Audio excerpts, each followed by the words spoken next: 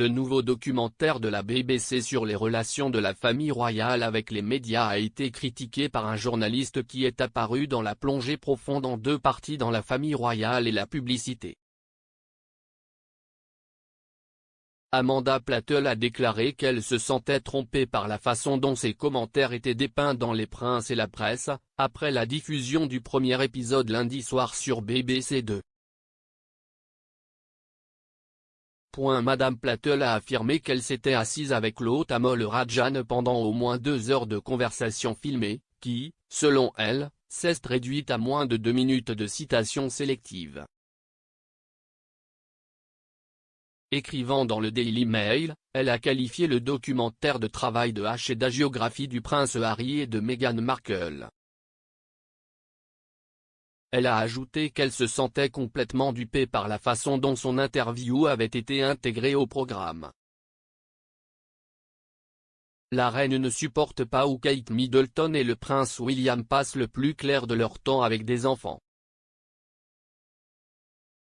Lorsque la reine a visité Amé Hall pour la première fois, elle aurait été choquée par l'une des habitudes domestiques des Cambridge avec leurs enfants, selon un rapport mis au jour par Express. Co.uk de 2018. Une source a affirmé que le monarque ne pouvait pas supporter combien de temps William et Kate passeraient dans leur cuisine à socialiser avec leurs enfants. La source a déclaré, lorsque la reine a rendu visite au duc et à la duchesse de Cambridge à Amé Hall pour la première fois, elle n'a pas pu comprendre le fait que la cuisine est la base principale pour eux. Pour la reine, elle ne supporte pas ça, car elle a l'habitude d'avoir une pièce fixe pour ce genre de choses.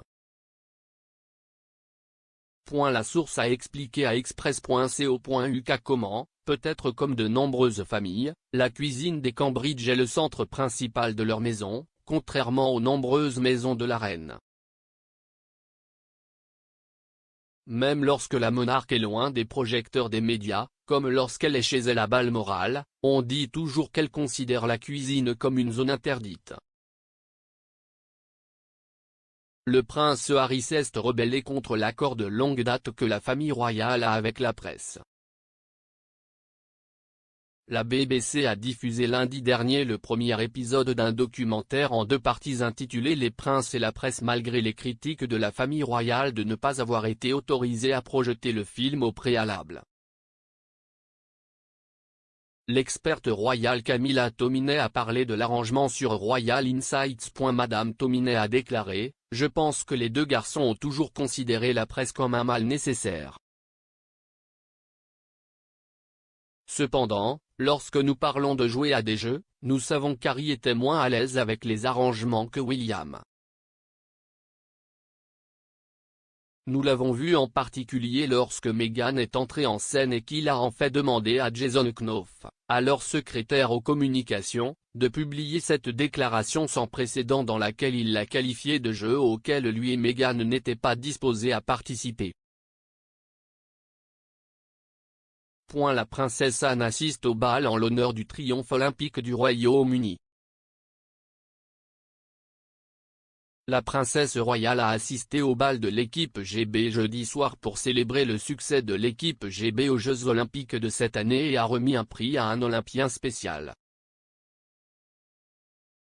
La princesse Anne est la présidente de la British Olympics Association et a remis le prix Olympian au plongeur Tom Daley. Tom Daley a remporté sa première médaille d'or olympique aux Jeux Olympiques de Tokyo 2020. La famille royale a publié plusieurs images d'une Anne glamour sur son compte Instagram officiel. Le message était sous-titré « La princesse royale, présidente de l'association olympique britannique, s'est jointe aux Olympiens d'hier et d'aujourd'hui au bal @TeamGB pour célébrer le succès britannique à @Tokyo 2020 et se tourner vers @Beijing 2022. Harry et Meghan pourraient se réconcilier avec la famille royale, selon un expert. L'historien royal, le Dr Édition Owens, a cependant affirmé que la récente crise de santé de la reine et que son règne touchait à sa fin pourrait voir les Sussex se réconcilier avec la famille royale. Il a déclaré à Express.co.uk, Harry sera certainement aux funérailles de sa grand-mère quand elle mourra enfin. Et si la relation entre Meghan et la famille royale britannique s'est améliorée d'ici là, je ne vois aucune raison pour laquelle elle n'y assisterait pas non plus. Cependant, le temps nous le dira. Meghan ne pouvait pas croire que le prince Harry avait collaboré avec Texat. En 2018, Texat a joué au Royal TV Variety Show et avant la représentation, ils ont été filmés en train de discuter avec le prince Harry et Meghan. Harry a été pris en pleine conversation avec les membres du groupe et s'est émerveillé du fait que le groupe de garçons s'était formé il y a 30 ans. Puis, dans ce qui était un échange maladroit, M. Barlow s'est tourné vers la duchesse de Sussex et a déclaré « Il a figuré sur l'un de nos dossiers ». Meghan a touché ses cheveux maladroitement avant de rire poliment, comme si elle ne savait pas si l'ancien juge de X Factor plaisantait. En réponse, M. Barlow a ajouté « Nous sommes sérieux ». Harry est ensuite intervenu pour confirmer l'histoire du chanteur de Texat en disant « En Jamaïque, n'est-ce pas ? » Bien qu'il ne soit pas certain que le duc de Sussex ait chanté sur un morceau de Texat, il a joué du tambourin sur cygne. Compte rendu du ménage royal. Rien de nouveau. Le briefing et le contre-briefing contre les ménages royaux n'est rien de nouveau et quelque chose qui arrive tout le temps, selon un expert royal. Des allégations ont été faites dans le nouveau documentaire de la BBC, The Prince and the Press, selon lesquelles des histoires négatives concernant Meghan Markle et le prince Harry étaient divulguées par d'autres ménages royaux. Les experts royaux Richard Eden et Richard Kay ont parlé à l'hôte Joe Elvin sur Palace Confidential. Madame Elvin a déclaré « Vous avez dit dans votre article que cette bataille familière n'est pas nouvelle même si elle a été présentée de cette manière. » Kay a ajouté « Oui, il y a une sorte de naïveté. Amol Rajan, qui est le présentateur de ce programme pour la BBC, a en quelque sorte pris les choses comme si le monde avait commencé lorsqu'il a décidé que son film commençait, ce qu'il envisage de 2012 à 2018. Eh bien, je peux remonter un peu plus loin que lui. Et certainement, dans les années 1990, le contre-briefing et le briefing contre des membres individuels de la famille royale étaient quelque chose qui se produisait tout le temps. Cela s'est produit le plus clairement dans la rupture du mariage entre le prince et la princesse de Galles. Le visage de la reine s'illumine pendant un moment avec Rod Stewart. Rod Stewart a détaillé un instant le visage de la reine éclairé après qu'elle se soit retrouvée face à face avec la chanteuse. Sir Rod Stewart montera sur scène pour le Royal Variety Performance le mois prochain aux côtés d'un line-up de stars. Le rocker de Maggie May s'est souvenu d'un moment franc avec la reine lors de l'événement caritatif. Lors d'un événement caritatif au St James Palace il y a environ 7 ans, j'ai dû me lever et chanter avec un petit groupe pour Sa Majesté et le duc d'Édimbourg, qui était assis à 10 mètres, a déclaré le chanteur au Radio Time. Je n'ai jamais été aussi nerveux. Rod a ajouté, je pense qu'elle pensait qu'elle allait devoir venir chanter Do Ya Think I Am Sexy? Au lieu de cela, j'ai fait 5 chansons de The Great American Songbook. Son visage s'est illuminé. Kate et William manquent une grande opportunité que Meghan et Harry ont obtenue. Le prince William et Kate ont raté une grande opportunité que Meghan Markle et le prince Harry ont obtenue en démissionnant de leur poste de membre de la famille royale, selon un expert.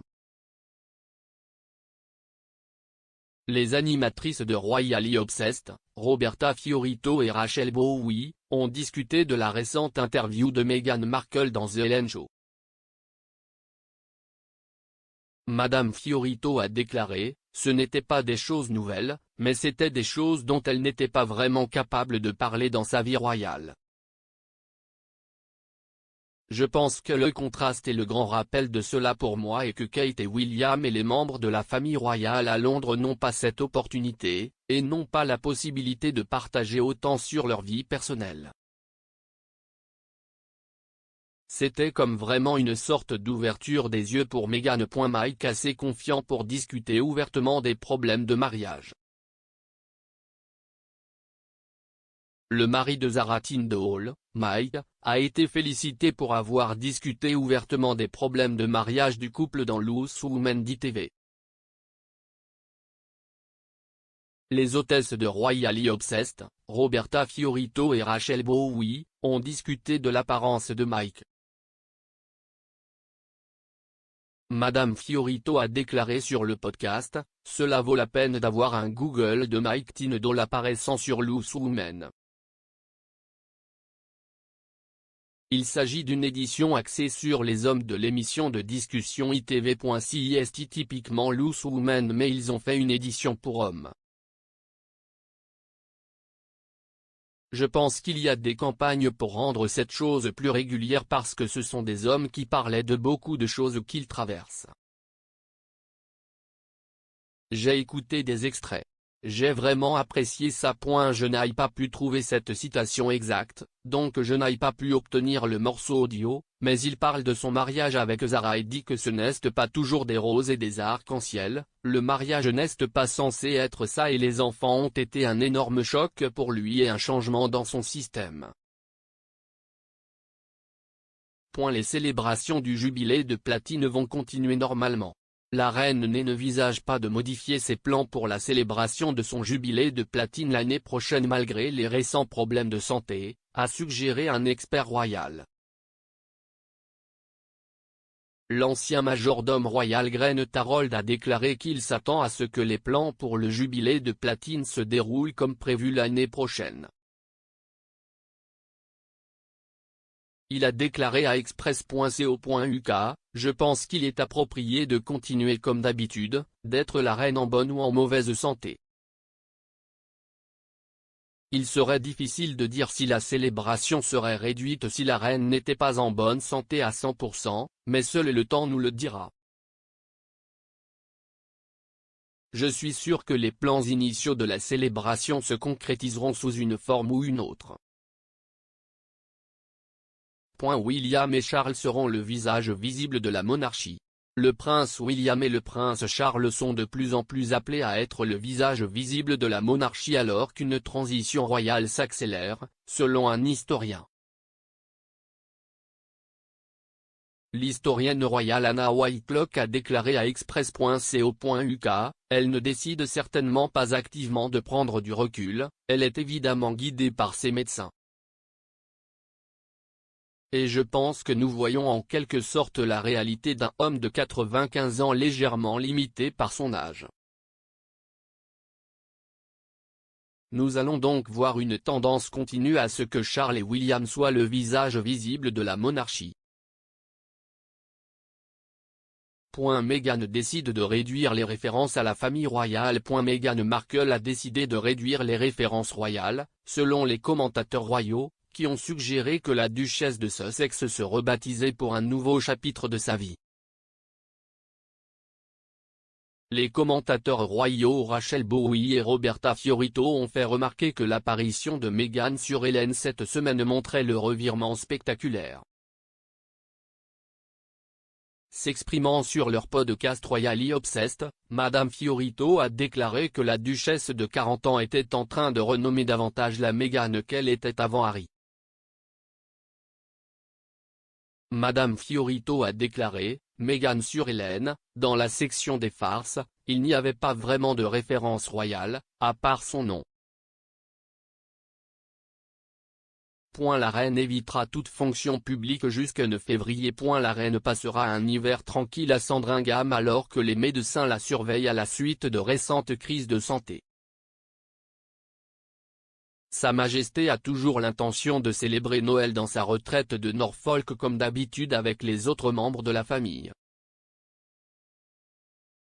Les initiés sont ravis qu'elle se porte assez bien pour envisager un retour à la normalité lors de son premier Noël sans le prince Philippe.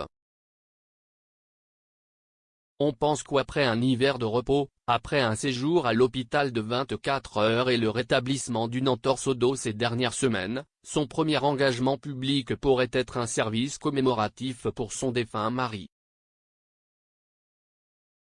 Les responsables du palais travaillent sur des plans pour un service en mars, peut-être à la cathédrale Saint-Paul, à l'abbaye de Westminster ou à la chapelle Saint-Georges à Windsor. Le prince William et Charles aux prises avec des difficultés dans leur relation. Le prince William et son père, le prince Charles, auront toujours une pomme de discorde entre eux alors qu'ils intensifient leurs fonctions royales, selon un expert royal. Le duc de Cambridge est le deuxième sur le trône après le prince Charles, qui est l'héritier présomptif, et le plus long prince de Galles de l'histoire. Le fils et le petit-fils de la reine ont également assumé des fonctions élargies en tant que deux des membres les plus anciens de la famille royale au milieu des problèmes de santé du monarque. Cependant, un expert royal a averti que ce ne sera pas toujours simple entre le père et le fils royaux, car ils auront toujours des problèmes dans leurs relations difficiles. S'adressant à Newsweek, Penny Junor a expliqué comment l'élément de concurrence peut croître à mesure qu'ils deviennent encore plus intrinsèques à la monarchie. Le prince William et Charles cibleront des problèmes clés appartenant à Meghan et Harry. Le prince William et le prince Charles devraient reprendre la propriété des problèmes défendus par Meghan Markle et le prince Harry, selon un expert. Le prince William et le prince Charles commenceront probablement à reprendre des causes particulièrement chères au cœur des jeunes générations qui ont été défendues par Meghan et le prince Harry, selon l'expert américain en gestion de marque et de réputation Eric Schleman. Le commentateur californien a noté que le duc et la duchesse de Sussex ont été en mesure de faire appel aux membres de la génération Y et de la génération Z avec leur approche des causes qui leur tiennent à cœur, y compris l'égalité et la protection de l'environnement. La reine a hâte d'accueillir le Noël royal malgré le chagrin. On pense que la reine se rendra dans son domaine de Norfolk environ une semaine avant le jour de Noël. Parmi les participants figureront le prince Charles, Camilla, duchesse de Cornouailles, ainsi que le prince William, Kate, duchesse de Cambridge.